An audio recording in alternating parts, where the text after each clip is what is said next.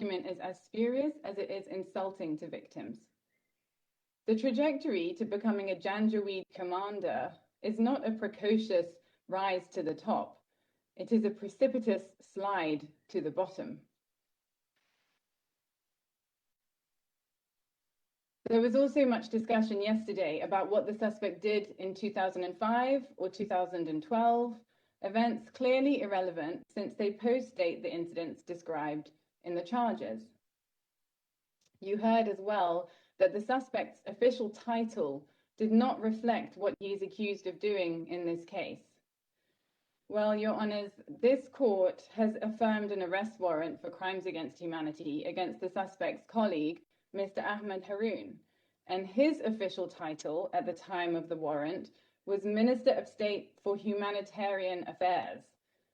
So clearly, official titles are not determinative of the issues you are dealing with. Nor is there a need for me to discuss the argument put forward that the suspect could not be Koshib because Koshib is a type of wine, and this suspect is not a drunk. Your Honour, this argument simply does not warrant a further response from the victim's representative in the limited time available. Your Honours, the other defence argument is that there was no way the suspect could have known that, and here I quote something that the defence said this morning, no way he could have known that, quote, something bad was happening, end quote, without extensive legal training. And this is also, at best, I would submit, an issue for trial.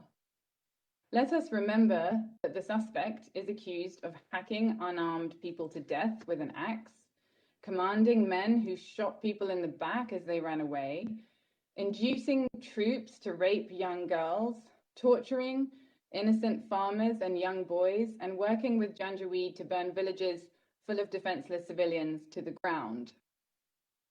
I'm not convinced that the court will need much assistance in analysing the merits of this argument, but I'm grateful to the prosecutor and to my colleague from the OPCV for providing a detailed response to it earlier today. So, Your Honours, my submission to you is that the prosecution evidence was compelling, certainly sufficient for purposes of confirmation, and that nothing this court has heard from the defence changes that. Your Honours, I'd also like to note what Mr. Nichols, the prosecutor, said this morning. He stated that the prosecution will, quote, 100% continue to investigate, and that this would be with a view to potentially adding or seeking to add more charges in this case. And this is in response to some of the most important submissions I've made on behalf of the victims I represent, an issue of great concern to them. And so I'm grateful that the prosecutor has agreed that more investigations are needed and that a request for further charges could follow in due course. Your Honours, I'd like to end with two final points which are important to the victims. First, the victims have conveyed to me that accountability in this case means bringing the other suspects sought by the ICC to The Hague as well. The prosecution has clearly shown through their arguments this week that the Janjaweed acted pursuant to a state policy. We know that this court has approved arrest warrants for three of the top state officials, that's Bashir, Hussein, and Haroon.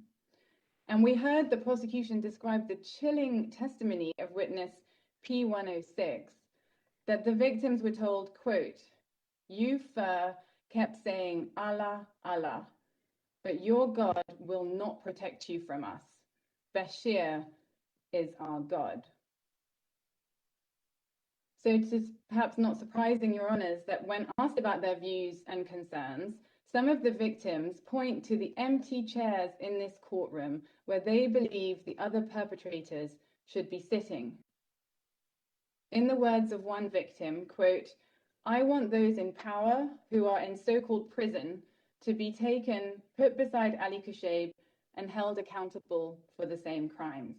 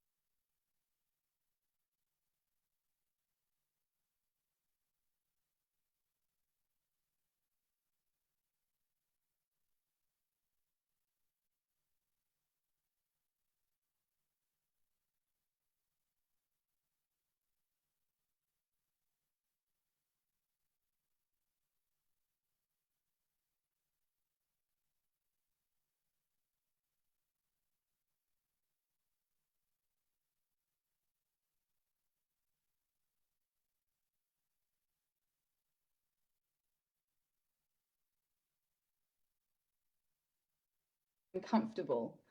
It is as if we were reborn.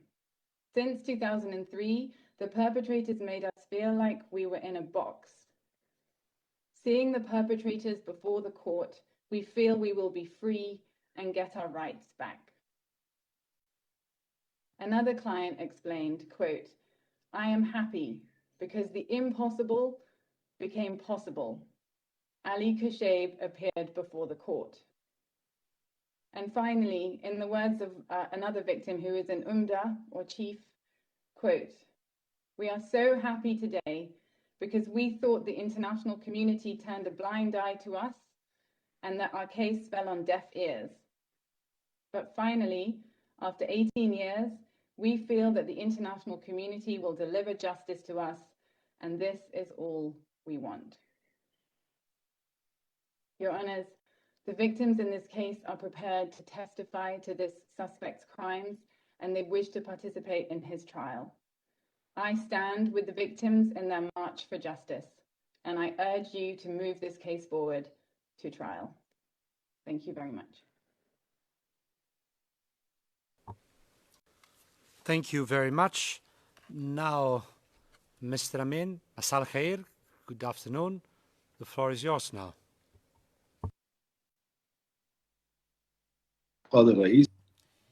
Mr. President, Your Honors, I will try as much as I can to be concise in what I say and to speak about what the defense has already presented to us. With regards to what the defense has mentioned, that the suspect was forced to commit those crimes because of the Sudanese laws that actually say that he should be sentenced to death. And this actually does not constitute that he has actually broken these rules. But I would like to point out that there are rules in Sudan and there are laws in Sudan which actually these laws that I mean, yes, they do not fall under the international armed conflict, but they condemned committing these crimes. And here in the submission of the defense, here I would like to point out that the Sudanese government has signed the international treaty against non-discrimination, and it has also signed the treaty against racial discrimination and the protection of children and vulnerable people, and also the respect of human rights, and all of the agreements that have been ratified by the Sudanese government. These treaties that have been ratified by the Sudanese government hold a higher position even than any of the Sudanese laws. Therefore, the defense relies on the fact that he did not know that he was breaking all of these rules is non-valid. The suspect was obeying what has been the orders that have been given to him by the officers that were higher than him. This was one of the things that the defense has mentioned in his submission. Here, I would like to remind the Honorable Court and to remind the defense that the situation is very different to this. We cannot actually conclude that this is a situation which is similar to Mr. Ali Koshib's, because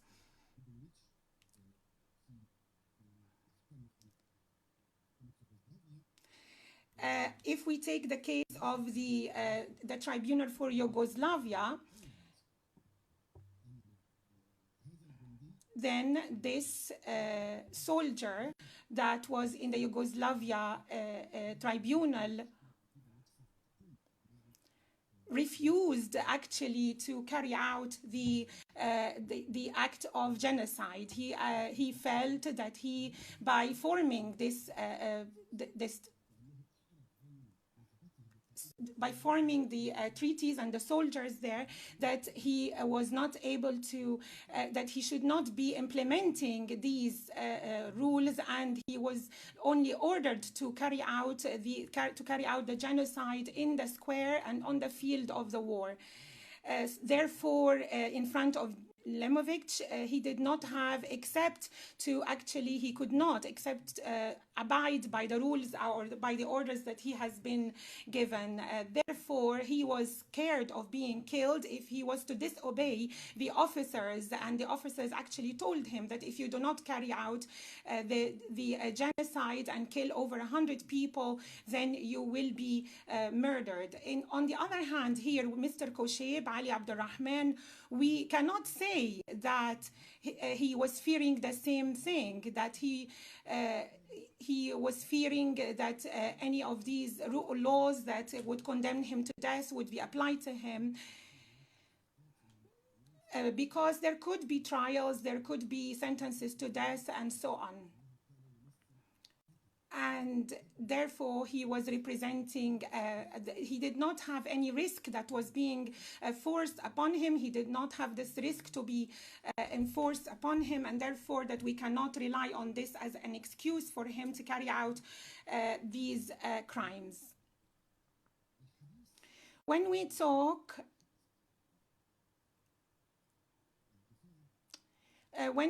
here, when the defense mentions here that he does not want us to believe that this person who was a seller of medicines and he was a pharmacy, selling from a pharmacy, that he was not educated. And I believe that this is a very weak reasoning. In fact, this is a natural situation here, and this can really happen in Sudan. This can happen in any place around the world, because the qualifications which are required to kill somebody, or the qualifications which are required of the person who is requested or ordered to kill people, he does not need very high qualifications. However, he just needs somebody who is ferocious, who is able to carry out these crimes. So the transformation and the idea of the transformation that the defense spoke about is a very possible idea, in fact. And it is possible that he becomes a leader of an armed militia. We cannot speak here about the education, for example, that you need to be educated to carry out these. And this is within the paragraph 2A. And I will not talk very long about this because my colleague has spoken in detail about this. Therefore, we cannot say that if he was not educated means that he was not part of this armed conflict. However, he was here trying to say that he cannot have been acting on a military basis and so on. That because he was uneducated, he could not be part of an armed conflict. He said the defense has mentioned that he was a famous person. He was working on selling veterinary medicines. And he had many relationships. He was a civilian. He was a merchant. Therefore, his relationships allowed him in fact, to know very well that the Darfur were part of the conflict and that the rebels were part of the conflict, and also that the government was a party in this conflict and that the government has requested him to carry out these crimes and has ordered him to these crimes. Therefore, I would say that he was fully knowledgeable as mentioned in the Article 8A. Finally, I would like to thank the prosecution because it has offered us hope. The prosecution has shown how this investigation can be widened. We feel as representatives of the victims that we really need additional crimes to be added, and we will assist as much as we can in the next stage with the investigations. Mr. President, Your Honors, the souls of the victims, the voices of the women who have fallen under the power and the authority and the violence that have been committed call upon us all, and they are now hovering over this courtroom and over this chamber and calling for us to allow for the trial of Mr. Abdulrahman. There is very strong evidence to this, and this strong evidence was offered by the Office of the Prosecutor. And this evidence actually show that Mr. Ali Abdulrahman, known as Mr. Ali Koushib, has committed all of these crimes which are mentioned in the pre-confirmation brief, and he has carried out all of the crimes which have been mentioned in the charges of the Office of the Prosecutor. And therefore, as a representative of the victims, I call upon you and urge you to put this case forward for trial. Thank you very much.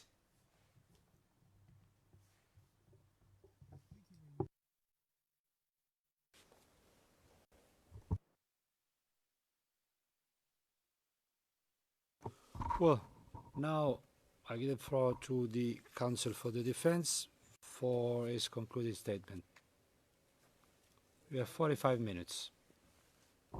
Please, the floor is yours.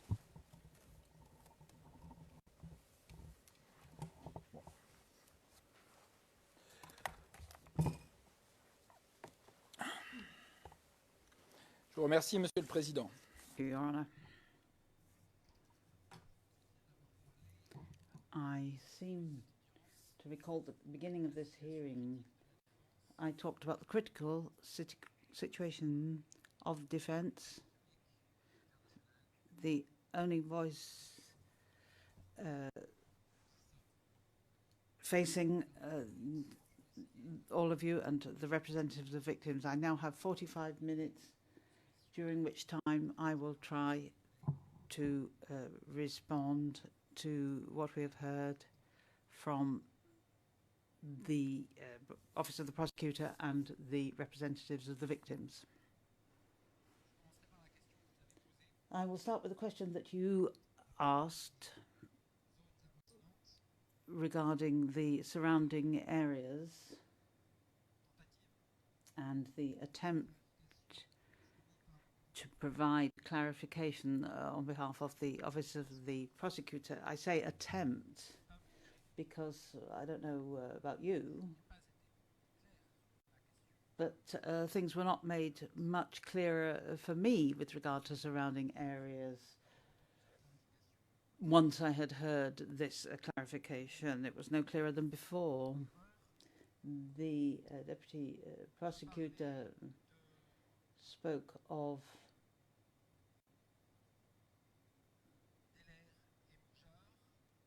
Dele and Musa and the environs, saying that there was no clear site for the executions. And we understand that, of course.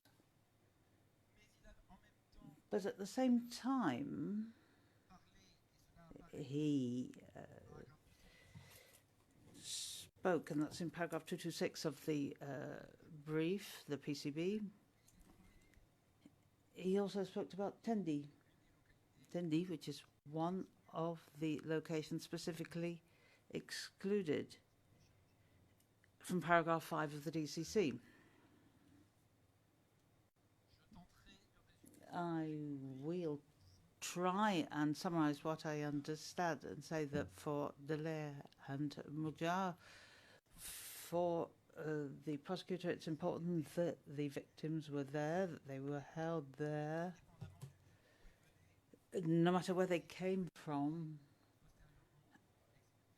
and where they were executed later. But the question of the other locations remains open, and we have no further news on the Kudum and Vindisi. Tendi is both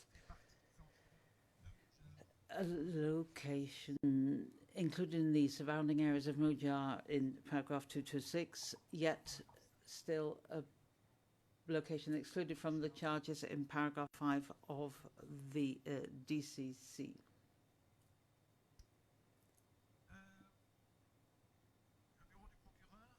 The OTP has tried to reintroduce proof, evidence,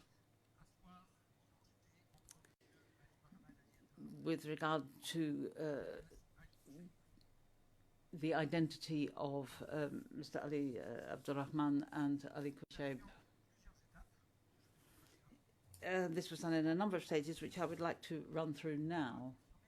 Firstly, it was stated that our point of departure was the same. Mr. Abdurrahman was in the army in the past. He left as a warrant officer. He, at the time of the facts, was a pharmacist in Garcina, and the OTP agreed for the first time to the information provided by the defense, and we thank you for that. The OTP admitted that Mr. Abdurrahman joined the police reserve in 2005. That's fine. 2005, which is, of course, after the events. The OTP legitimately asked the question, well, Ali Mohammed Abdel-Rahman left the army as a warrant officer and as a pharmacist in Garcia, and he spent a long time as a pharmacist in Garcia, and that is a good basis to try and establish identity between the two. I come back to the work of Ms. Flint that I said, that I quoted earlier, and after the facts, we rewrote history. We rewrote history in a way that puts the responsibility for the crimes on to others, other than those who were responsible for the crimes, so that the crimes would not be investigated. And when you do that, it is wise to base this rewriting of history on some clear events. They chose the accused, Mr. Ali Abdurrahman, to be a certain Ali Koshib, saying that both were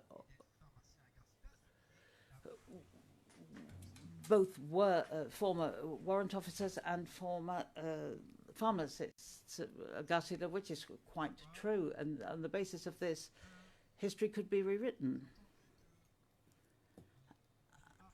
I understand that my strategy was described as conspiracy-based, but I didn't say that. It was Ms. Flint, who described that in Sudan.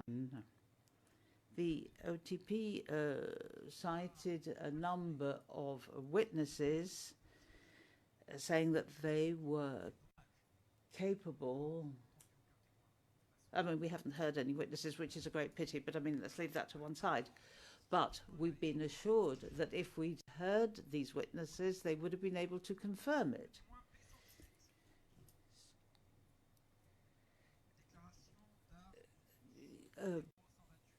P177, sorry, I've missed the reference. He says on 0071 of the document that Mr. Ali Koshib used to work in administrative units of medical treatment. Well, for a military chief, well, that he was recruited in the PPF. We've never heard anything of this from the OTP, that he came from the Abaniya tribe, wrong, Taisha.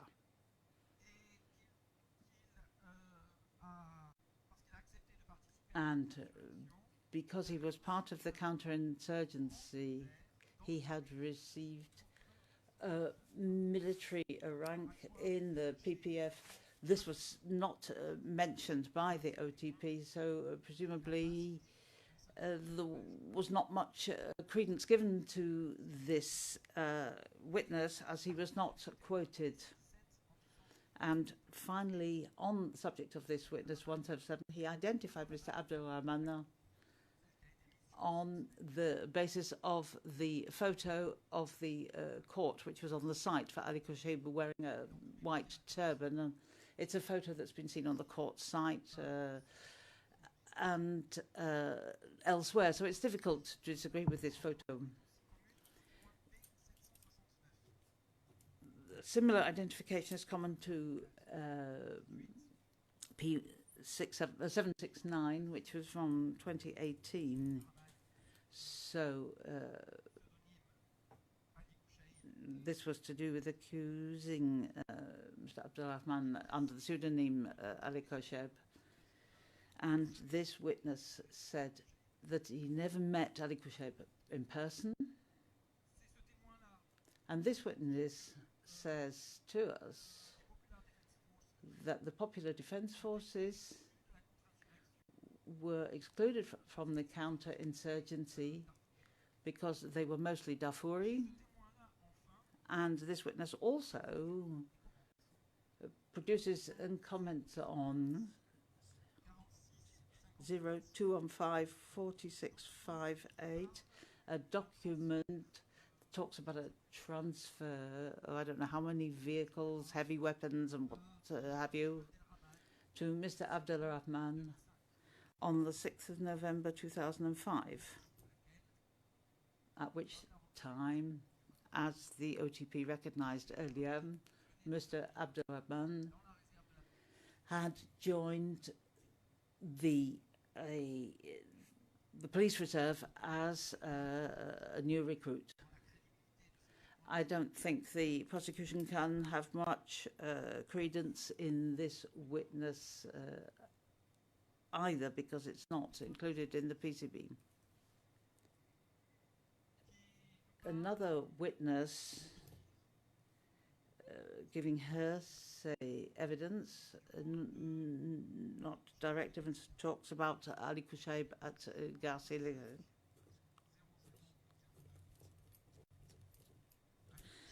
01250002. Ali Kouchaib is the coordinator of the PDF, says the prosecutor. But again, he's not quoted in footnote number 1 of the brief. Therefore, that also is indicative of the level of credence, level of credibility. Another witness who speaks of the huge transfer of money, the 480 plus several zeros, which took place in the early or in the mid 2000s. That is there is doubt, but let's say that it's likely to be after the facts. Roughly at the time when Mr. Al-Rahman is following the training that allows him to join the police, or has joined as a new recruit. Perhaps the Sudanese government is very generous, giving 480 plus several zeros of money to them. And then P883 in DAR OTP 0218 0059 explains that. But I don't know what to call him. Abdurrahman Ali Kouchaib was deployed in the Army Medical Corps, that he became a master sergeant. I'll leave it at that name, and that there he acquired the reputation of being a fearless warrior. None of these witnesses is quoted in footnote 1 of the prosecution, which is the page devoted to this matter. Perhaps their credibility is deemed limited, and this is why I feel that the prosecution did not want to include them. There was another argument from the OTP which is profoundly irritating. The OTP says, well, the victims say the same thing. No victim has said that Mr. Abdurrahman was not Ali Kouchaib. So I would say to the OTP on this point that without wishing to cause any offence to the victims or any presumed offence to the victim, I would refer them to the writings on the reparations. There are reasons why reparations and the culpability need to be treated as separate questions. As long as they remain linked, the victims have no choice but to support the ODP in the hope of a conviction which could lead to reparation. They merit more than that, given what they've gone through, and to link reparations to conviction so that they can finally achieve something is really not acceptable. And then we have this video which I will link to the video and the reference to the registry report. These have already been responded to in defence submission, and I apologise for not getting the reference. But it's 34, 35 for the video and 37, 38 for the registry. Let us recall the context. In 2007, the court issued an arrest warrant against Ali Kouchaib. That is the only name on the arrest warrant. The name Abdulrahman appears as technically in the case name, but and then in this arrest warrant, all the communications speak only of Ali Kouchaib. No mention at all of Abdulrahman.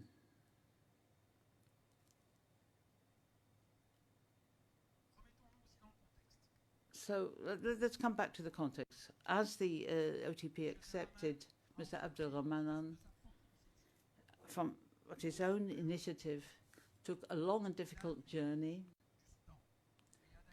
from Sudan, the place of his last residence, to the Central African Republic. Why did he undertake this difficult journey? He did this because he was informed that the Sudanese authorities intended to arrest him because the International Criminal Court was seeking him as Ali Kouchaib. Mr. Abdulrahman works for the police. He's in a good position to be familiar with Sudanese prisons. He knows very well why he has no desire to spend any time there. So, better to go and to go towards the court in the Central African Republic, and in that context this video was taken. And he knows when he filmed this video, or he believes when taking this video, that the court only knows him under the alias Ali Kouchaib, because all the court's communications and even the arrest warrant use only this name.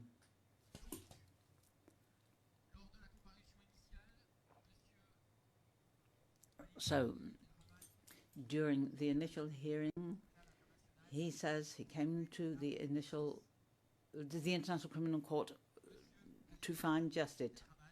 Mr. Ali Mohammed Ali Abdulrahman needs to be taken on by the court. He doesn't know whether he's going to be arrested. How will that happen? He had no idea what would happen to him at that stage. But he needs to put himself under the control of the court. And therefore, he needs to make himself known, and he needs to make himself known by the name by which the court knows him, of Ali Kouchaib. As well as putting this into context, I would refer to the case law of this court in the Katanga case.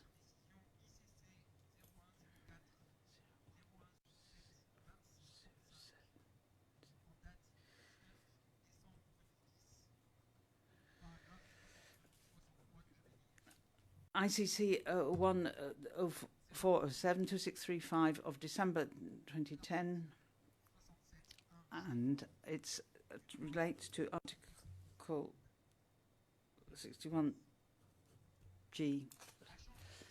I quote,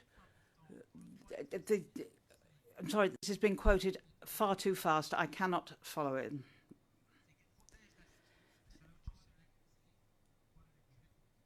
Yes. I apologise from the interpreter's booth. And the speaker apologises to the interpreters. The Chamber considers that what is important in the right of a counsel in pre-confirmation briefs is to protect the right of the accused, who is to be presumed innocent, to remain silent and to not contribute to his own incrimination, even if the counsel is not physically present. The rights of the accused may, under certain conditions, be sufficiently protected, and this came into an appropriate opinion before the examination. One condition is that there must be no constraint put on the accused during the examination. Constraint? No, that's not our defence. Even though the forced departure from Sudan in itself does represent a sort of constraint, not from the court, but from the prosecution. And now, appropriate, well, in the middle of a Central African Republic forest, I think it could be said that reasonably this was not possible for him. And the right to silence, to get this respected in these conditions, you will understand that the OTP has the decency not to use this video clip. In our submissions, this was made known to the ATP, and this was not mentioned in the brief. We thought that this matter was now closed, but when faced with an emergency, the video reappears. In a decision from the Rwanda Tribunal for Nirando case, decision on the Wadia accused of the accused. In the case in question, the accused gave to the OTP, without knowing that he might be prosecuted, his CV, and the OTP took the CV, but later attempted to introduce this as evidence, a CV that had been voluntarily submitted. The Chamber observes that the Office of the Prosecutor had not informed the accused of his rights, that the accused did not use the right to have a counsel when submitting the CV. And so it would be antithetical to and seriously damage the integrity of the proceedings to admit the CV in question. I believe that the same words could be used here, antithetical to and contrary to the proceedings. And in the same sense, I would quote a decision by an extraordinary chamber in the Cambodian Tribunal Duke, a decision on the admissibility of material of the case file as evidence, and that was in 2009, May 2009.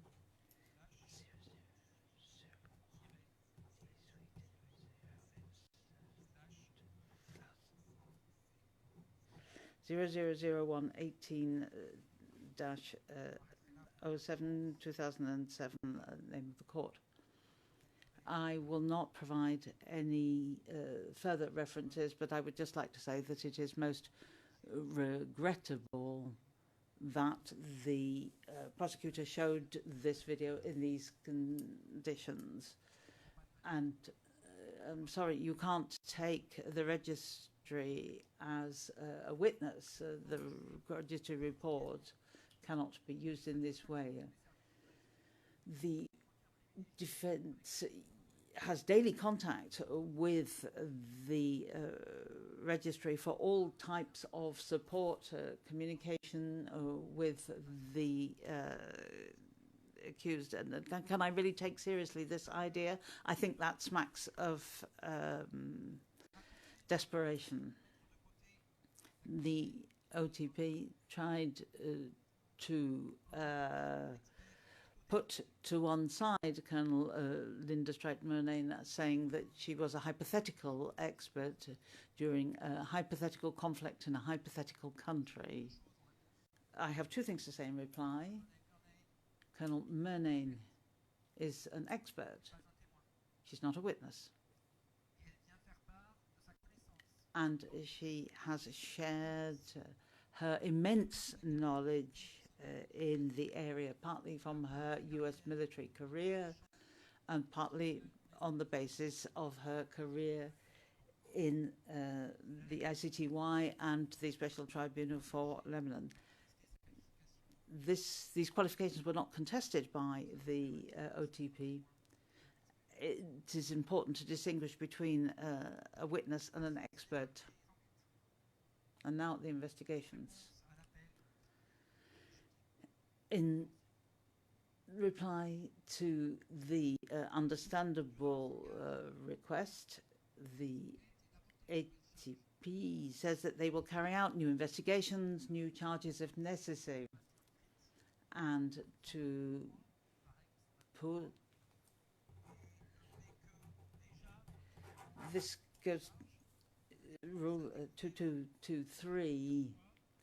Looking at this, we have discovered a number of charges for which the defense had never seen any notification since the arrival of Mr. Abdulrahman at the court. And therefore we requested that these all be rejected because of an absence of notification. I won't dwell on this. It's a matter you're dealing with, Your Honours. And so the investigation can continue if the charges are confirmed, and that would be in the phases preliminary to the trial. But that would be a part of the trial. So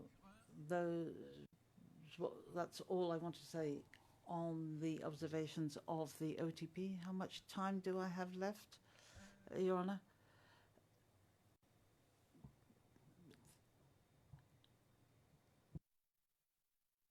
Court officer? Your Honours, the defense have 18 minutes to go. 10 minutes? 1-8. 1-8. Ah. Thank you. Mr. Nikos, do you want to say anything? Apologize, Your Honors. Again, not an objection, but just to correct a portion of the transcript. It was said that I called Ms. Murnane a hypothetical expert. That is not correct. What I said is that page 53, line 12 of today, I talked about I used the word hypothetical, but not in relation to Ms. Murnane. Confrère, vous avez tout à fait raison. Et Mr. Lauchi, my learned friends, you are entirely right in so saying. And I correct what I says. The hypothesis was on the substance and not on the identity of the individual. Thank you. And in the records, please continue.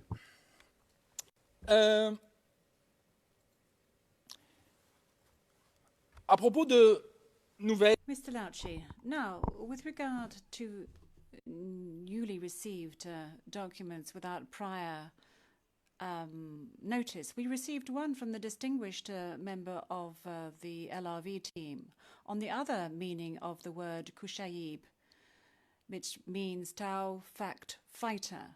That is to say, a hard-headed fighter. So, you told us, Madam Legal Representative for Victims, that we should have been in the know. And I would answer you by saying that this is all news to us. How would we have been in the know? What is more, I would note that the Office of the Prosecutor did not know itself, because the explanation that it furnished was indeed the one that the defence referred to and responded to, that is the one of alcohol. So this is a new item or element that you give no substantial evidence underpinning it, and I believe that it should be set to one side. Now, as to the richness associated with the defendant, you repeated on a number of occasions that rich people in Sudan could be counted on the number of heads of livestock, and I agree entirely with that. How many heads of livestock does Mr. Ali Abd ar-Rahman have? He and his family? Well, at the time when he left Sudan, the family had 2 cows, one of which died. So only one is remaining, and that information was not in your possession, but it is, I believe, in the classified documents, and it is in the court file, and the chamber has it in its possession. Now, you compared this with Mr. Emeti, or you compared this with Mr. Emeti, who is not an AKA or alias. He is not a Nazir, but he is the grandson of a Nazir, according to Madame Fleet, and from a different tribe entirely. Now, as to the origin of said person's richness, I have no idea whatsoever, but the onus of evidence is not on my back. But all I can say to you is that Mr. Ali Abd ar-Rahman was no rich man. He had 13 euros a day in terms of salary in 2010, and with the devaluation, it is now down to €1.30. Now, as to the title of Colonel of Colonels, this title, Colonel of Colonels, you explained to us is a tribal title that might have been obtained spontaneously in a generational sense. Okay, fine. However, the OTP's file says something quite different. Their case says something quite different. That this is one of the proposals on the agreed facts, proposal number 9, that was refused by the defense. April 2004, the parties to the armed conflict on both sides were well organized and armed. Je vous renvoie sur la... I would refer you to the absence of description on the part of the Office of the Prosecutor for chains of command, for structure, for details on this mysterious organization, that is to say, the Janjaweed. And to draw the simple conclusion that the evidence is not in the file, and if it's not there, well, the charges should be set aside.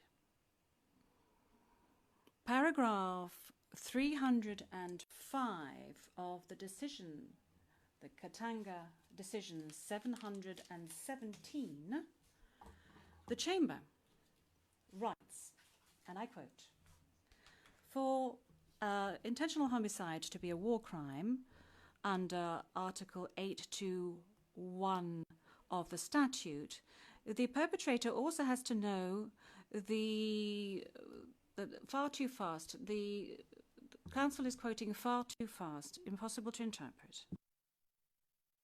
Need to go slower. Pardon. Merci.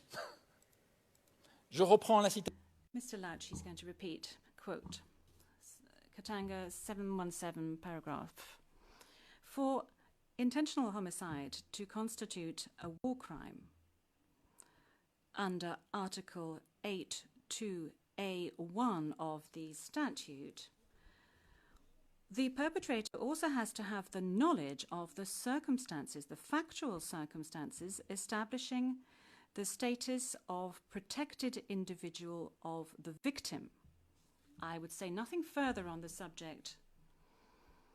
As a result, Chamber continues to say that it is not necessary for the perpetrator to have assessed the situation and have reached the conclusion that the individual or victim has indeed the statute of protected person. Yes, of course, we're not asking for the perpetrator or the suspect to deduce. We are asking him to have knowledge. And that is exactly what the defense and the chamber in the Katanga case said in unison.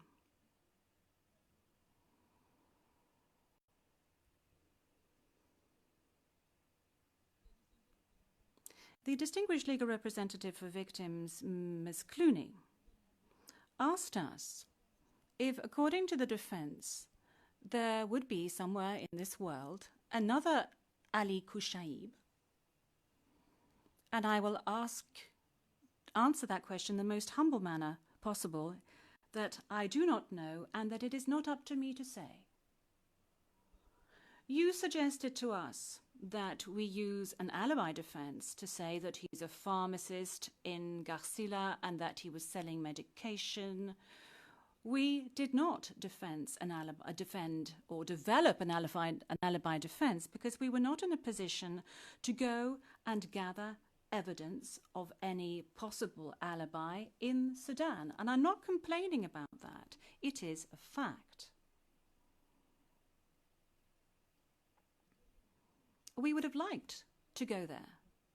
I can assure you, we would have liked to present a defense alibi, an alibi of defense, but we were not able to go. The prosecutor has certain historical obligations, having commenced prosecutions without having reached an agreement as the statute requests, but we were not able to do so. Now, I have finished providing my responses, and I now come to my conclusion. We are at the end of the confirmation of charges hearing, and at the very outset of the hearing, in my preliminary comments, 1, 2, 2, 3, that is, I regretted that the pretrial chamber 2 has on occasion retained a limited or restrained concept of the rights of the defense in the pretrial phase in a number of its decisions.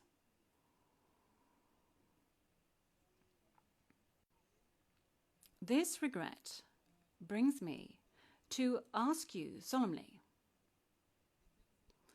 to fully exercise your functions as pretrial chamber, which consist in the selection of cases presented by the Office of the Prosecutor, which are sufficiently ready and solid, for which there is enough evidence to take the heavy decision to commit an individual to trial, which means years or months of procedure during which the individual, and I'm talking here in terms of probability and statistics uniquely, will remain in detention. And if there are no charges, then there are consequences. That is the request that I am addressing to you. Now, last of all, I will finish off with the pharmacist from Garcila. The pharmacist comes, or term pharmacist comes from the Greek pharmakos, and pharmakos had two meanings, or has two meanings in the Greek language. And in the past, this might have meant somebody who delivered medications, but it means the person who is immolated in the expiation of the errors of another individual, giving rise in our language of the modern day to the word scapegoat. Where does that word scapegoat come? Well, we also need to go through the Greek language to find the origin of this word. The scapegoat is the Greek translation of bouc pour Azazel. And bouc pour Azazel comes directly from chapter 16, verses 21 to 22. Aaron put his 2 hands on the head of the living goat, and he will confess to him all the iniquities of the children of Israel and all the transgressions via which they have sinned. He shall put them on the head of the billy goat, and he will drive him away into the desert with the assistance of an individual whose job it will be. The billy goat will take with him all the inequalities into a desolate environment. He will be chased away into the desert. End of quote. I took this passage and read it to you because I wanted to compare this with what Madame Julie Flint said to us, a very great expert on the Sudanese conflict in the year 2009. And after the crimes in Sudan, history was rewritten, and the responsibility for the crimes was put on certain individuals with a view to ensuring that the true people responsible remain unpunished. Mr. Ali Abd al-Rahman is a Taisha. He belongs to one of those tribes that has refused the call to the tribal militia. He has refused to take part in the counterinsurgency in which all the crimes described by the Office of the Prosecutor to us have been committed. There is for sure one other reason. He's not the only Taisha in Darfur. There is probably one other reason why he was targeted and designated as being Ali Kushayib. We do not know what they are, these reasons. What is the most important thing to us is that the Office of the Prosecutor has not borne the evidence that Mr. Ali Abd al-Rahman could or can be Mr. Ali Kushayib and has or had exercised the authority to commit the crimes contained in the document containing the charges. And it is on this basic observation that I request that the pretrial chamber decline the charges or in their totality. Thank you. Thank you very much, Mr. Counsel. Now, with the concluding statements of the defense, we come to the end of the confirmation of charges hearing. The decision on the confirmation of charges against Mr. Abdelrahman will be delivered in due course.